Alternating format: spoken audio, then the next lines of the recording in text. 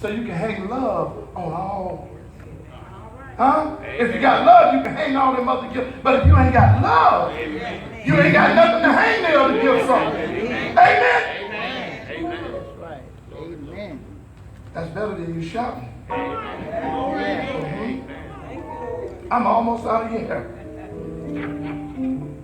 So I want to. He says he couldn't touch anything dead, and his hair could never be shaved. And so this young man with this great strength that God has given to him, Samson, finds out that the Philistines desire to take him out. Why? Because he becomes a menace to them. Whenever you do what God has called you to do, man, you may not be doing what others are doing, but just do what God has gifted you to do.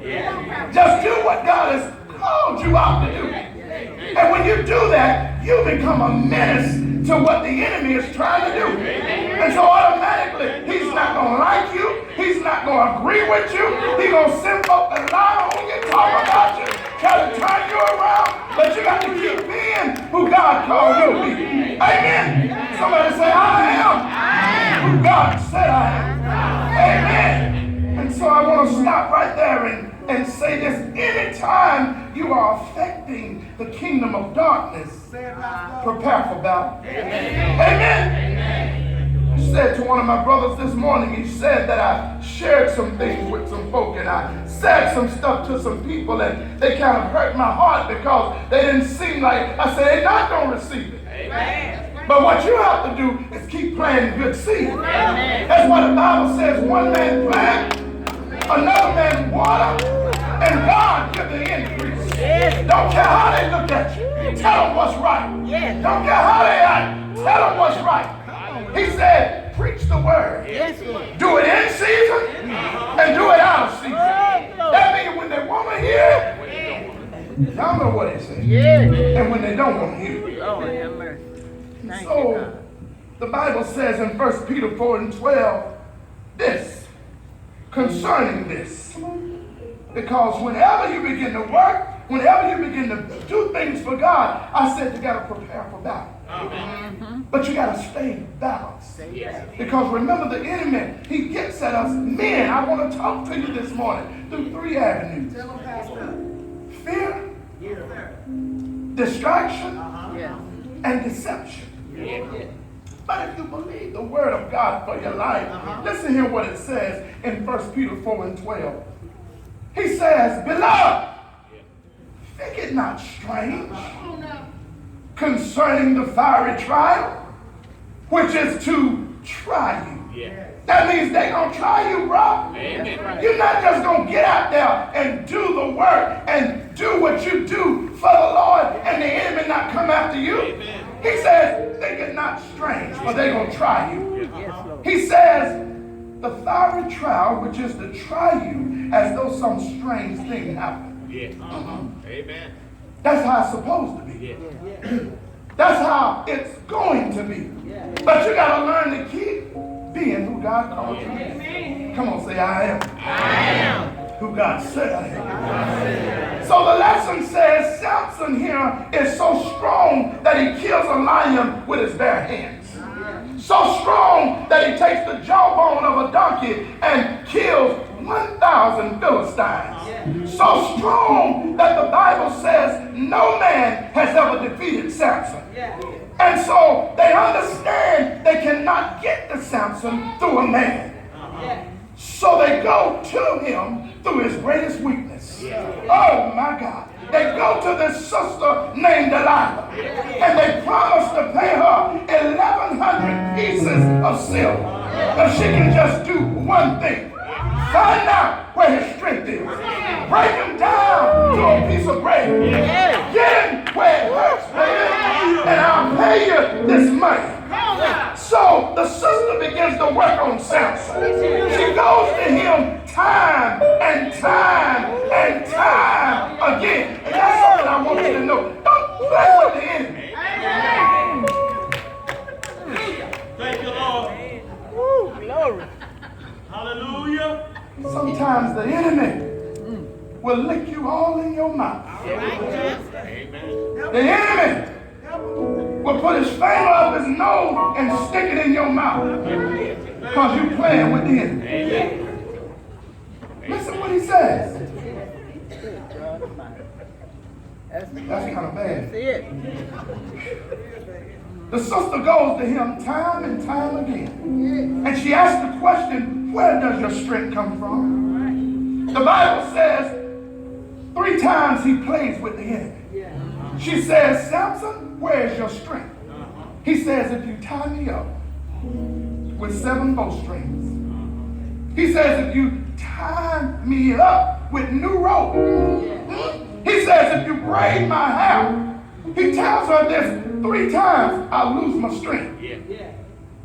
Each time he wakes up and he undoes what they have done to him and kills them Philistines. Stay with me now. But now Delilah, she flips the script. She says to him, baby,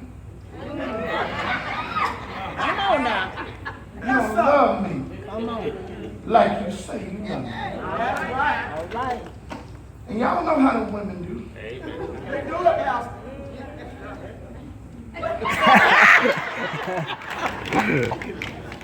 And because and she said, we do it.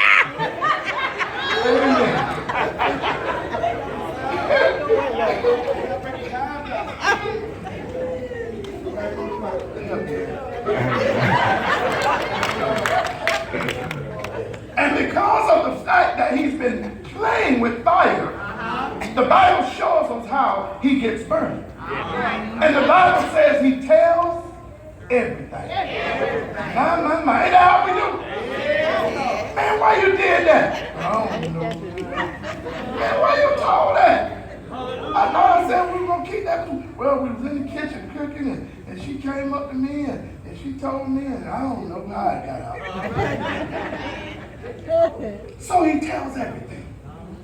And as you look at this picture, what brings to my mind, and I come to realize that the more relevant question is what I said in the beginning.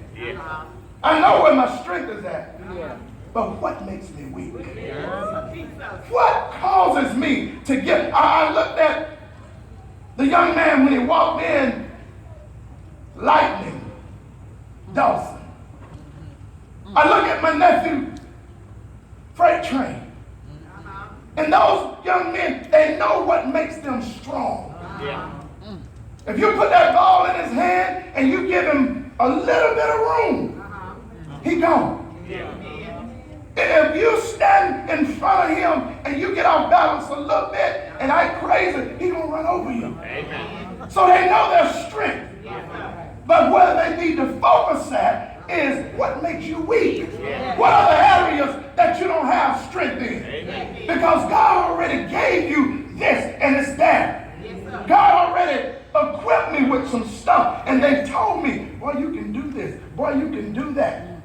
When I was growing up, I could lead them out there and run them down. I knew I was strong in that area, but I had no sense of mind to know. Get in them books, boy. Read and study, and that's where you're weak at. You don't even know how to do your timetable.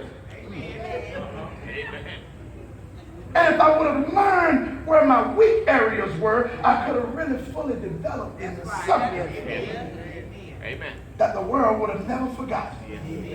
But somebody say, but God. But God. But God. But God. Amen. Where is my weakness? What is there for the enemy to tear down and tear up? And listen, this is very important for all of us here today because I said all of us know that we should have or we could have been some things, but because of some weaknesses. And I'm almost done. Amen. Remember, he told his mother who he was supposed to be. Amen. He shared with her, this young man will deliver his people. That's the reason you've got to always remember, it matters not how many degrees or how many things you've been through and how strong you are and who you think you are, not your affiliation or your denomination. But this man says it this way: the limit of your life is never defined by your strength, but rather by your weakness. And so on this morning, we use Samson to talk about some weaknesses in our own lives. And if you read it, I'm going to give you two of them. The very first one is that Samson was caught up in something called feelings. He wasn't focused. He was caught up in feelings and he wasn't focused on facts. And the first fact that you have to focus on is who you are. Amen. Got to focus on some facts. If you remember, the first thing that I said, she said to him was, how can I bind you up? How can I afflict you? She didn't say, baby, I love you, or how can we work this out, or what can I do to help you? But the very first words out of her mouth were, how can I cripple you? The very first words out of her mouth should have let him know she can't be trusted. Amen. So the question is asked, what would cause him to tell her his secret when he knows he can't trust her? Because she puts him in touch with his feelings. She causes him to lose focus on who he knew he was. That's different too. You got to know who you are and who you are, men. Amen. You got to always remember whose you are and who you are. Amen. And every now and then you'll run into something or someone that try to pull you. And ain't it so funny how sometimes you'll raise your kids and you'll train them and teach them and tell them, and all of a sudden in a week they'll meet somebody and now they're trying to change their name? Now they don't trust in nothing you told them. And I've been with you all your days. I done raised you from a baby to now. And you telling me you don't trust nothing, and you done met somebody that ain't got nothing, ain't going nowhere. You don't know nothing about them, but you put your whole life in it. Amen. That's why we got to validate and teach our children while they're home. And so Samson here is a reminder that no matter how deep your feelings are, no matter how strong your emotions are, you cannot always go and do things based on how you feel. Amen. They got a saying now, I'm feeling some kind of way.